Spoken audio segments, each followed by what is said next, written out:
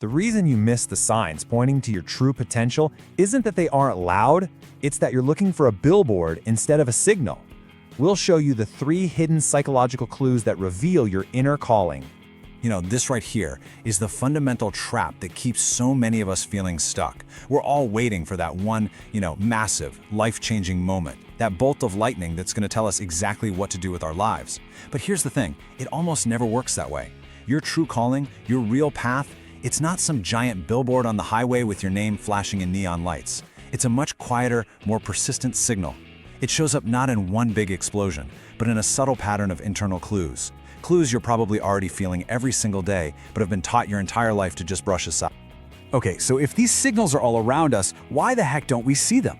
Well, it's because of a very specific condition that we have to diagnose before we can treat it. I want you to think of it like an invisible wall standing between you and what you're capable of. It's like this low-grade static in your head, drowning out the very clues you need to hear. So let's put a name to it. We call this condition existential drift. It's that feeling of just being adrift. You're moving forward in your career, you're hitting your goals, maybe even getting promotions, but you have no real sense of direction or deep satisfaction. And the cause is so important.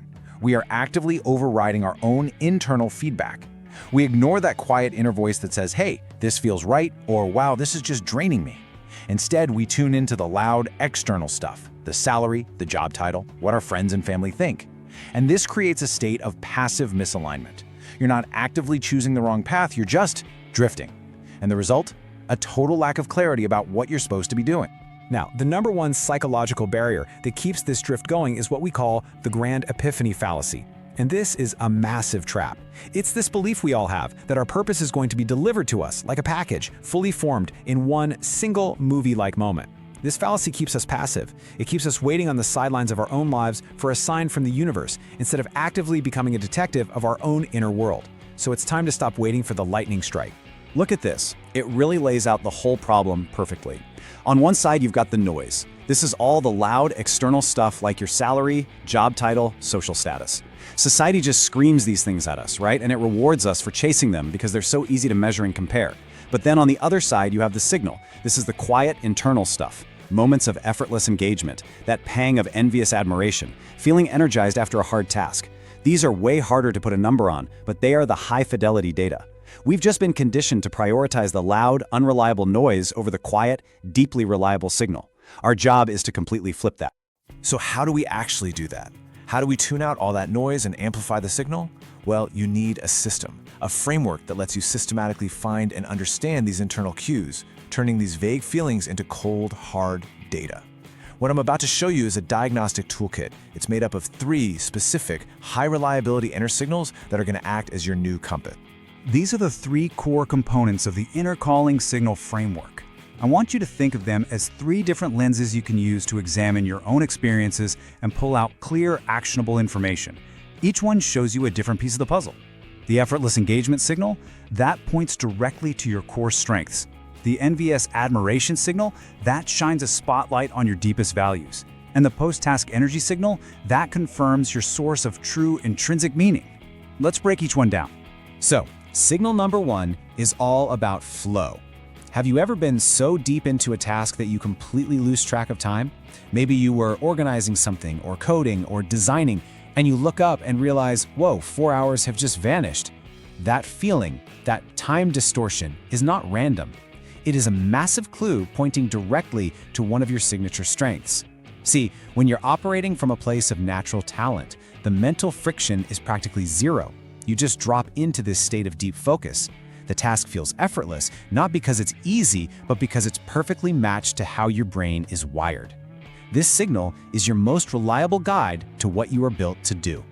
All right, now for signal number 2. And this one involves a really powerful mental shift. We're always taught that envy is this ugly, toxic emotion that we should just push down. But what if it's not? What if envy is actually a data point? What if that little pang of jealousy you feel when you see someone else succeed is actually a mirror, reflecting one of your own deeply held unmet values? The key here is you have to get ruthlessly specific. Don't just envy their success. Ask this exact question. What specific structural quality do you envy? Is it their insane discipline to get up and write every single day? Is it their courage to speak their mind? Their ability to simplify complex ideas? That specific underlying quality, that's a non-negotiable value for you. And the third signal is the ultimate verification tool. It's the gut check. At the end of a long, really hard day, how do you feel? Now, there is a world of difference between being physically tired but mentally buzzing versus feeling completely drained and hollowed out. That leftover mental energy, that feeling of, man, I'm exhausted but I'm fired up, that's the critical sign. It proves that the work you just did, no matter how hard it was aligned with your sense of purpose. It actually fueled you instead of just depleting you. Okay, so we've got the three signals, but why are they so powerful? This isn't just some feel-good exercise. This entire framework is designed to tap into and actually rewire the core mechanisms in your brain. It's all about working with your neurochemistry, not fighting against it. Let's pop the hood and see what's going on. The effortless engagement signal works because it puts you directly into a flow state. And when a task is perfectly matched with your natural strengths, your brain floods itself with reward chemicals like dopamine and endorphins. This isn't a reward from your boss or a client, it's an intrinsic reward. Your brain is literally patting you on the back for doing what you're good at. And this creates this incredible self-sustaining motivation loop. The more you do it, the better you feel, and the more you want to do it. This is the secret to making high performance feel energizing instead of just draining. Now, the mechanism behind that envious admiration signal, it's a really cool technique called cognitive reframing. You're basically taking a painful negative emotion, envy, and instead of letting it eat at you, you're turning it into a compass.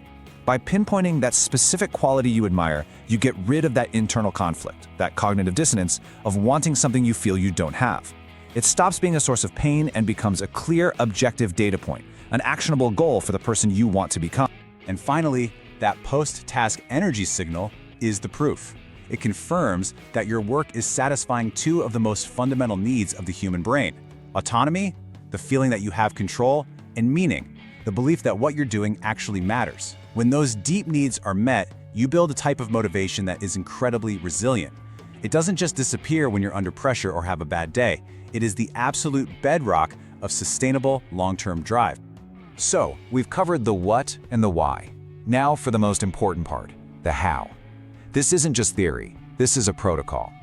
I'm going to give you a precise 3-step audit you can start using right now to gather this internal data and begin mapping your own path. This is where the work really begins. Here it is, your protocol. For the next 7 days, you are going to become a data scientist of your own experience. You're going to run these 3 audits at the same time, and this isn't passive thinking, this is active, disciplined self-observation. You are collecting the raw data that will become the foundation for your new direction. Let's get into each step. Step 1, the time distortion log. For 1 week, just keep a simple log. Anytime you realize that 2 or more hours have just flown by without you even noticing, write it down. But here's the most crucial part. Don't just write down what you were doing, you have to identify the core component, the specific skill you were using. You didn't just design a slide deck, you were engaged in visual storytelling.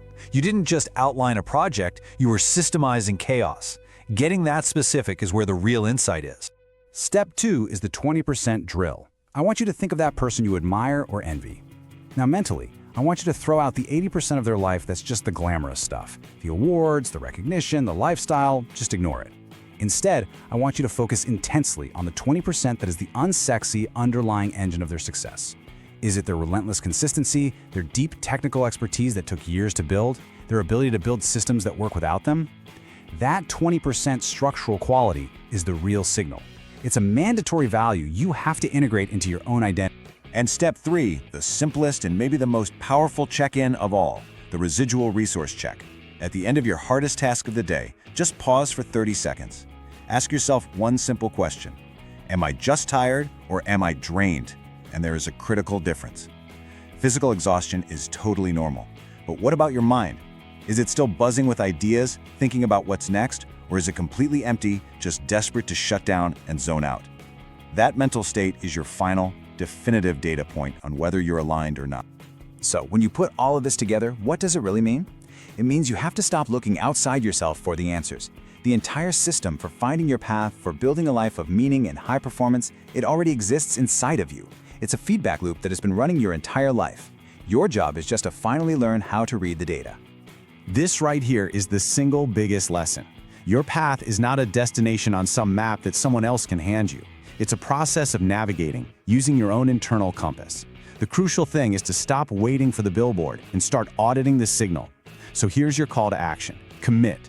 Commit to running this 3-part audit for the next 7 days. Start your time distortion log tomorrow. Do the 20% drill tonight. Begin charting your real path based on your own data. So let's wrap this up. Remember, the inner calling signal solves the problem of existential drift and passive misalignment. And why that matters so much is that it gives you a systematic way to tap into the deep rewards of the flow state and really accelerate your purpose mapping. The flow signal works by generating intrinsic dopamine, creating a powerful motivation engine, while the envious admiration signal resolves that cognitive dissonance, turning a painful emotion into a clear goal. You now have the full frameworks to stop drifting and start navigating. And really, that's what this is all about. This isn't about just adding more to your to-do list or hustling harder. It's about alignment. It's about building a life and a career where your best work, your highest contribution, feels natural and energizing. Because productivity isn't about doing more, it's about mastering systems that make focus effortless.